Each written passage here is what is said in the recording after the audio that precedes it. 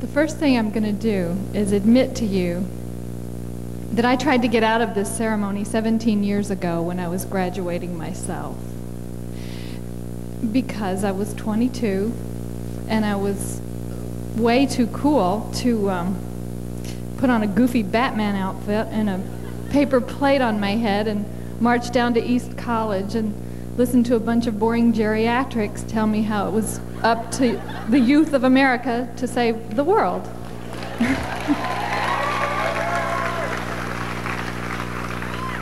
And so here I am now in a Batman outfit for the first time on any stage, and so I guess the one sure thing I can tell you about DePauw is that sooner or later they get you where they want you. I also have to admit to you that 17 years ago, if someone had suggested to me that one day I'd be on this podium giving the DePauw University commencement address, I would have clasped my sides and hooted and fallen down laughing for several reasons. First, I did not think of myself as a potential geriatric. Second, I was a hard-working student, but I never stood out, I don't think, in anyone's mind as most likely to be some big old whiz-bang success. I was very shy in classes. I almost never spoke up. DePauw was an unfathomably new world to me when I came here, and it stayed that way. I was daunted by it. I had come here from a poor high school in Nicholas County, Kentucky, and when I got here I found that Midwesterners spoke correctly, and I didn't. People that I didn't know would stop me on the sidewalk and ask me to pronounce words like sky and hair and all, and I began to suspect that I was not going to fit in at DePauw. All I had to do was open my mouth to become a local curiosity. And on top of that, most of the time I wore an Army surplus coat that came down to my feet and a green pith helmet, which I had purchased downtown at the Army surplus store in an attempt to cope with something else that was new to me. That was the fine Greencastle climate, which you've been here long enough now to know that between the months of November and April, this is an institute of higher learning that doubles as a car wash. So there I was, or here I was, in my pith helmet, working pretty hard. I wasn't much of a party girl. I would have liked to have been, but most of the time I had to study or I had to go to work. I had a job at the print shop downtown, Putnam Printing, and I cleaned houses, and I discovered also that I could make $5 an hour, which was good money for those days, working for the art department. And all I had to do was take off my clothes and sit still for an hour at a time. And once in a while, paintings of me would go on display in the gallery they had in the admin building, so that got me noticed too.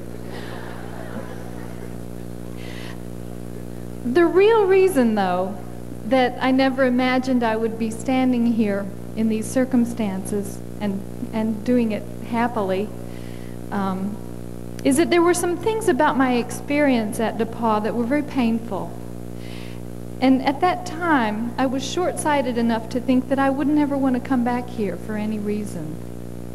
I grew up in a county that didn't have a swimming pool to its name, or a tennis court, or a golf course.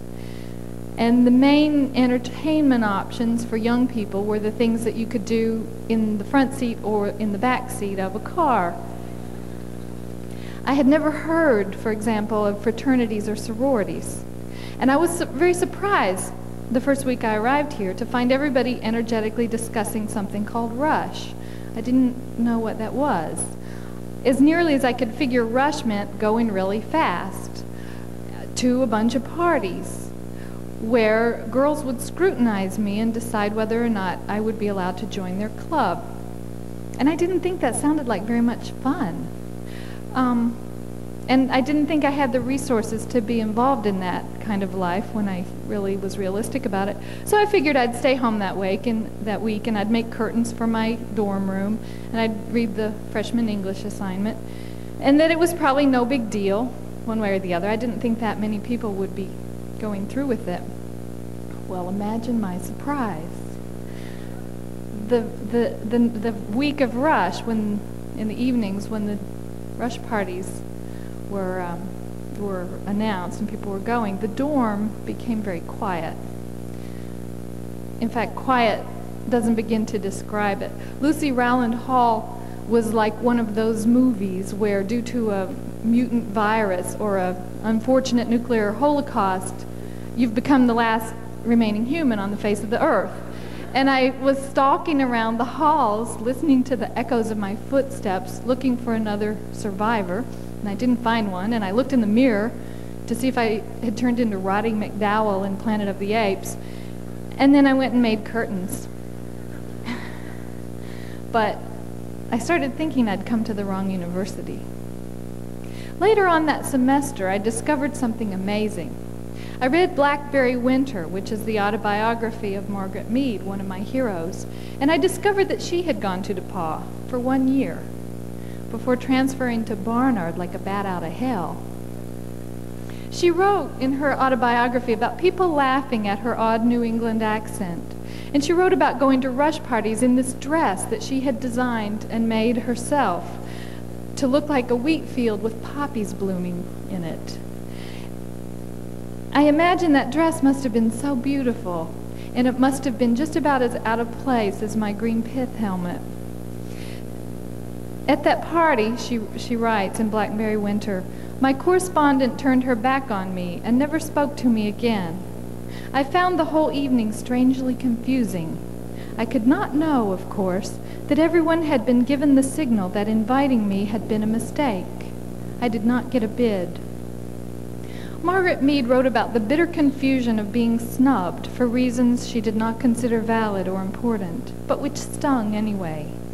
She wrote, by the very contrast that it provided, DePauw clarified my picture of the kind of college at which I wanted to be a student, a place where people were intellectually stirred and excited by ideas, where people stayed up all night talking about things that mattered. I assume, in fact, I'm pretty sure that the Greek system has become much more humane and democratic since those days, but 17 years ago, I related wholeheartedly to Margaret Mead. I dreamed of fleeing to some place like Barnard, too. But then I thought about me and my accent and my pith helmet at Barnard. Right. So I realized that there wasn't any place I could go where people were just like me, except back to Nicholas County. And I just left there on purpose because I wanted to get an education. Plus, I'd already bought the raincoat, so I stayed. And it began to dawn on me that learning how to be in a place where I didn't seem to fit in was going to be part of my education. Pretty soon I found people who liked to stay up all night talking about things that mattered. Here, for the first time in my life, I found a community of intellectually stimulating peers who were excited about debating our differences as well as celebrating our similarities. Many of those peers belonged to the clubs that I had not joined. I had to face some of my own prejudices, and I recognized that I had been making unsubstantiated judgments of others just about as extravagantly as they'd been judging me. I learned about 1 million things here, and only one of them was how to spell potato. I learned you don't wear jeans on a tennis court. I learned that growing up on the south side of Chicago is a whole lot harder in some ways than growing up on the south side of an alfalfa field. I learned that being laughed at is not the end of the world, but that having no sense of humor is the end of the world. I learned that 12 people will fit into a Volkswagen Beetle, but you can't close the doors. I learned that in a pinch, and I would define pinch by male visitation hours are over and the dorm police are coming up the stairs, that upper compartment of the closet in Lucy Rowland will hold a fairly good-sized human being. I learned that the people who are first to speak up in class aren't always the ones who know the most, but it always looks like it. I learned it's possible to go 4 consecutive days without sleep, but that 5 is big trouble. And in the midst of all this learning, sometimes against my will, I received a liberal arts education. I learned how to be a scholar, and I learned that scholarship is not about the information that you can retain in your head. It's about knowing which questions to ask and where to start looking for the answers. I learned that good citizenship means being able to distinguish between appropriate and inappropriate authority. I learned things that would eventually lead me to become a novelist and a thoughtful citizen of the world, even though at the time I didn't plan on being either of those things. The best thing about DePauw is that it required me to take courses in poetry and mathematics and biology and history. I was not allowed to be narrow in my interests, and I was rewarded for trying really hard to see the fibers of logic and consequence that connect poetry and biology and history.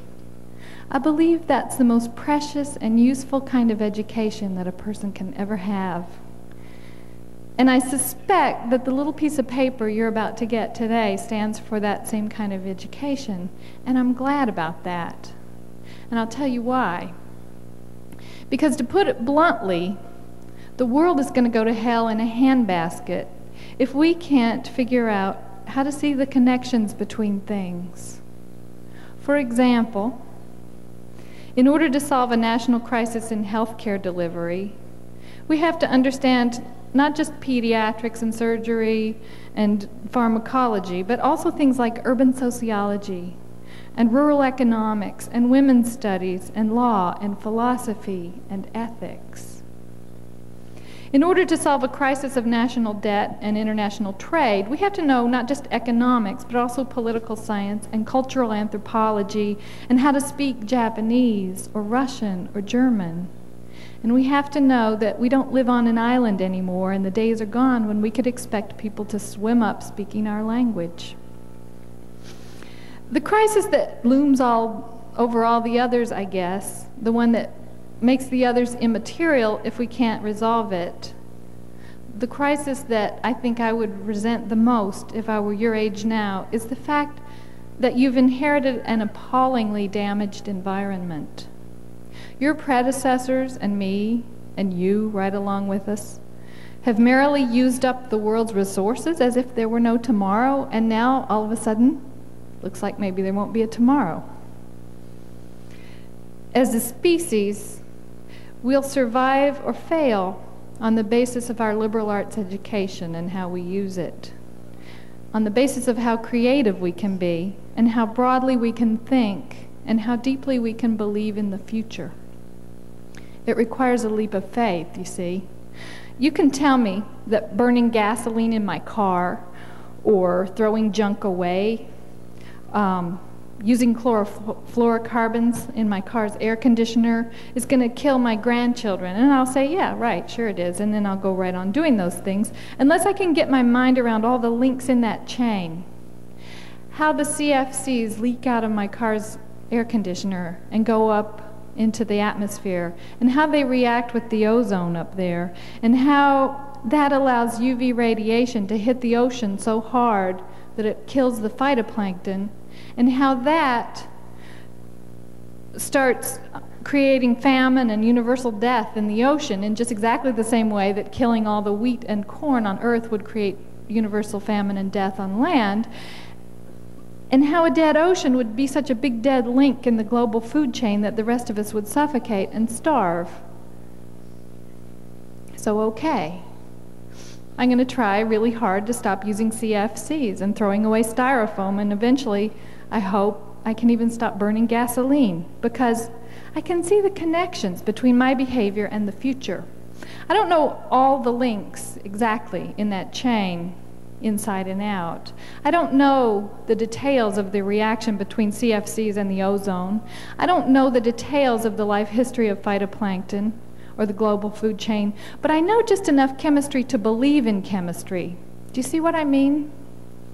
I know enough of poetry to believe the words of Chief Seattle, who asked in a tribal assembly in 1854, "What is man without the beasts?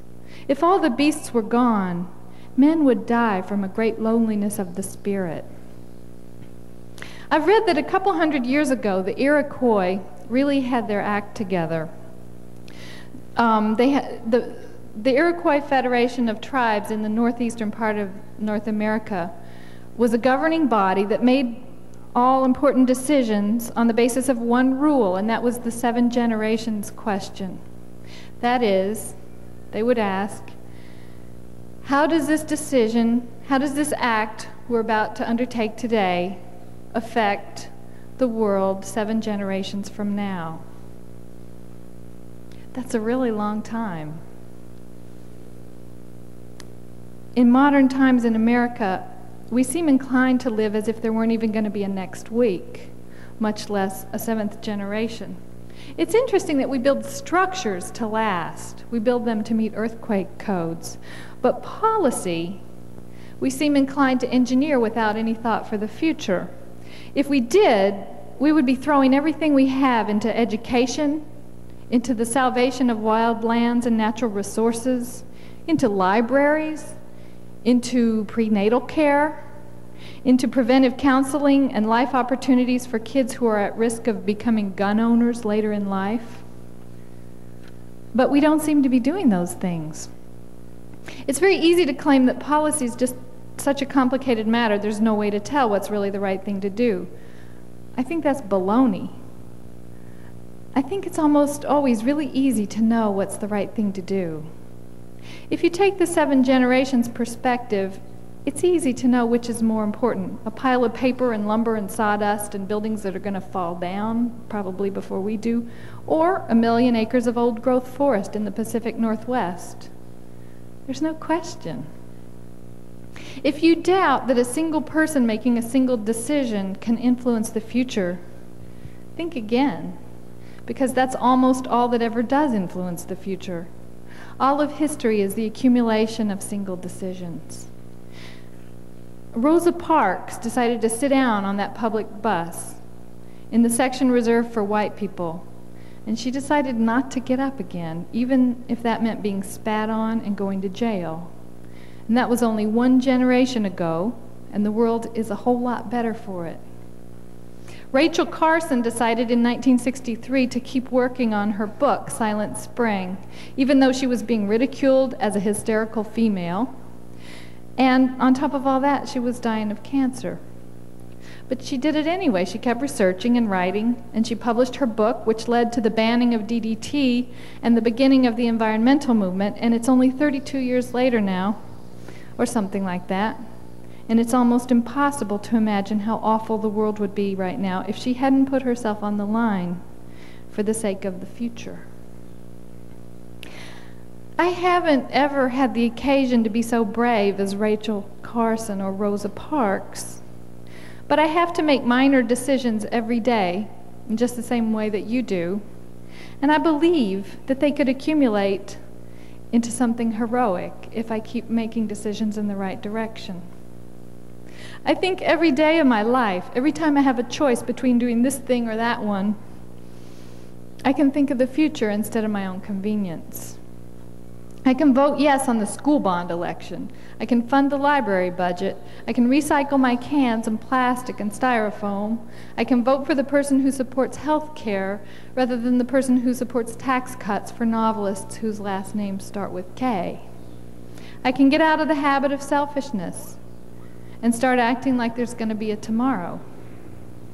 Now, all of you who are sitting out there just this far from being too cool to have a paper plate on your head are thinking, what a jerk. She actually thinks recycling her soda cans is going to keep the world from going to hell in a handbasket. And you're right, I'm a jerk. And you have paper plates on your head, I would add. I blame my liberal arts education. I know just enough about chemistry to believe in the ozone. I know just enough about poetry to believe in the great loneliness of the spirit. And I know just enough about the world to believe in my own position in it. And I think you do too. You're leaving this place with enough knowledge to believe in the connections between your own actions and the rest of the world and the future. You know enough to step outside your chosen domain and listen carefully to people who know things you don't. And you're smart enough to take advice when it's good advice, and to embrace difference rather than exclusivity, and to know that diversity is the thing that can save us. It's entirely up to you, of course, to decide whether it's worth saving us. That's what nobody can decide for you. In the optimism department, though, I think that I have an edge on you because I grew up in the 60s and early 70s, and we had some really useful fashions that gave us an advantage in life. And bell-bottoms were not one of them, but optimism was. It was truly fashionable to believe then that you could change the world. My first year of college, I stood right over there by that rock, wherever it is, with several hundred other people, and demonstrated against what we thought was an evil situation being perpetrated against our own soldiers and the people of Vietnam. And the first great thing about that is that we were getting out of class. And the second great thing about that, and the truly amazing thing about that, is that within a year, that war ended. And the soldiers got to come home.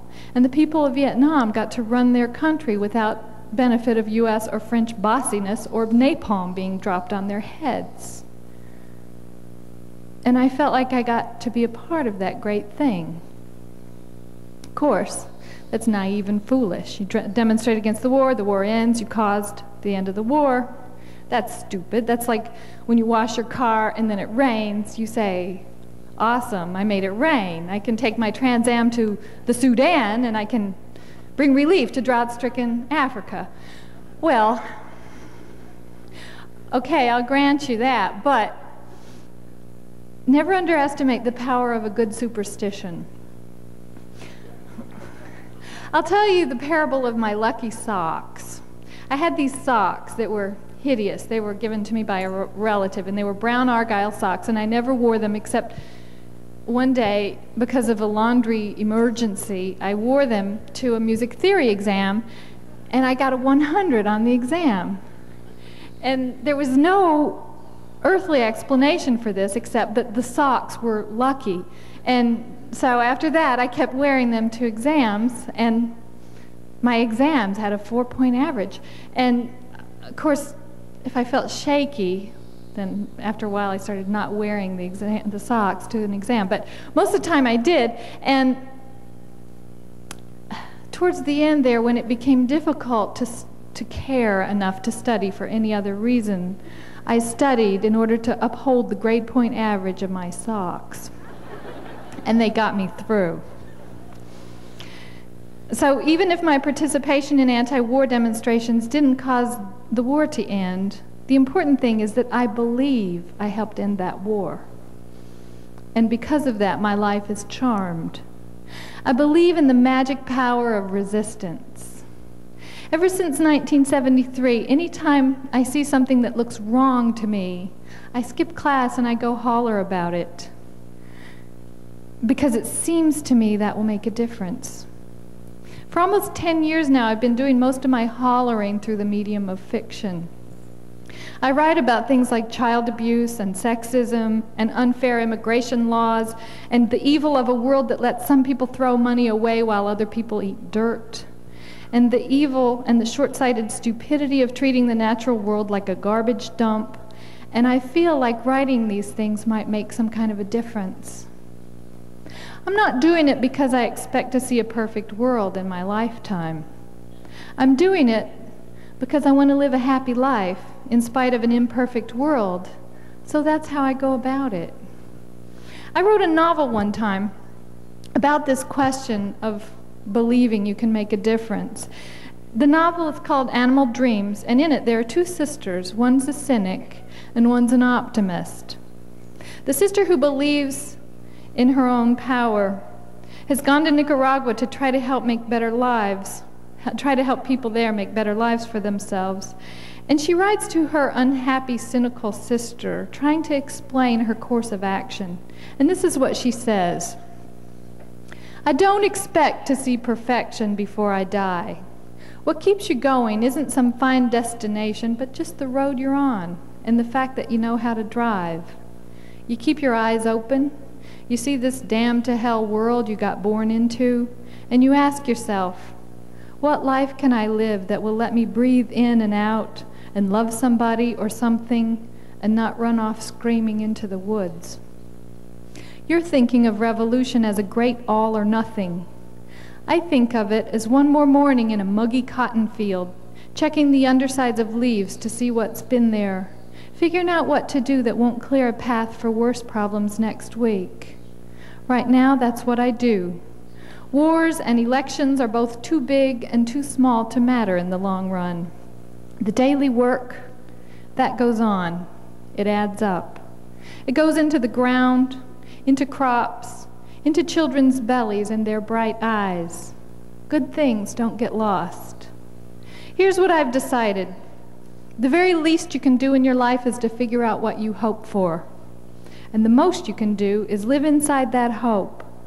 Not admire it from a distance, but live right in it, under its roof. What I want is so simple, I almost can't say it. Elementary kindness. Enough to eat, enough to go around. The possibility that kids might one day grow up to be neither the destroyers nor the destroyed. That's about it. Right now, I'm living in that hope, running down its hallway and touching the walls on both sides. One of the very few things I've figured out about life since I left here and learned all those things about Volkswagens and dormitory rooms is that it's better to be a hopeful person than a cynical, grumpy one, because you have to live in the same world either way. And if you're hopeful, you have more fun. You get invited to more parties, and people like you better, and you like yourself better. And hope is a renewable option. If you run out of it at the end of the day, you get to start over in the morning. There's no cost. If you're still with me, you've noticed that I've been here for 20 minutes or more, and I have refrained from acting like I have all the answers, because I don't. I've given you virtually no advice. It's not up to you to save the world. That's the job of every living person who likes the idea of a future. But I'm going to go out on a limb here and give you one little piece of advice, and that is, like the idea of a future. Believe you have it in you to make the world look better rather than worse 7 generations from now. Figure out what that could look like. And then if you're lucky, you'll find a way to live inside that hope, running down its hallways, touching the walls on both sides. Good luck.